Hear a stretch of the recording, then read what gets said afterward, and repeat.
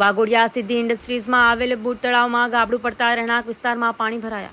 વાઘોડિયા સિદ્ધિ ઇન્ડસ્ટ્રીઝમાં આવેલ બુટ તળાવમાં ગાબડું પડવાને કારણે ખેતરો સહિત રહેલા વિસ્તારોમાં પાણી ઘૂસી જતા 70 થી 80 મકાનોની ઘરવખરી સહિતના સામાનને નુકસાન પહોંચ્યું હતું.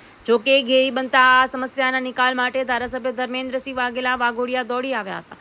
સાથે જ ઘટના સ્થળે પહોંચી નિરીક્ષણ કરતા વહીવટદાર, મામલતદાર અને વાઘોડિયા ચીફ ઓફિસરને સાથે રાખી સિદ્ધિ ઇન્ડસ્ટ્રીઝમાં વરસાદી કાસ પર કરાયેલા બાંધકામ પર બુલડોઝર ફેરવી દૂર કરવામાં આવ્યા છે. વહીવટીતંત્ર દ્વારા ગેરકાયદેસર દબાણકર્તાઓને નોટિસ પણ ફટકારવામાં આવશે. હાલ જીઆઈડીસીનો વરસાદી કાંસ ઊંડો કરવામાં આવી રહ્યો છે. તળાવના ગાબડાથી જે પાણી ખેતરો છલકાવી રહેણાંક વિસ્તારોમાં જતા હતા ત્યાં માટીના પાળો બનાવી પાણી જતા રોકી દેવામાં આવ્યા છે. વહીવટીતંત્રએ ફૂડ પેકેટ વિતરણ કર્યું છે. હાલ જલારામનગરીમાં ઘરોમાં ભરાયેલા પાણીનો યોગ્ય નિકાલ થતાં ધીરે ધીરે ઓસરી રહ્યા છે.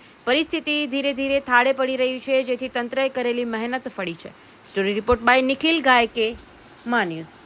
આજવા રોડના વોર્ડ નંબર 4ના જે કોર્પોરેટર છે એમને માન્ય શ્રી સાહેબને જણાવવાનું કે અમારા આ વોર્ડની અંદર આ રીતે પાણી ભરાઈ ગયું છે, તો એને નિકાલ કરવા માટે કોઈ બી કાર્યવાહી કરે, એમને મારી નમ્ર વિનંતી છે.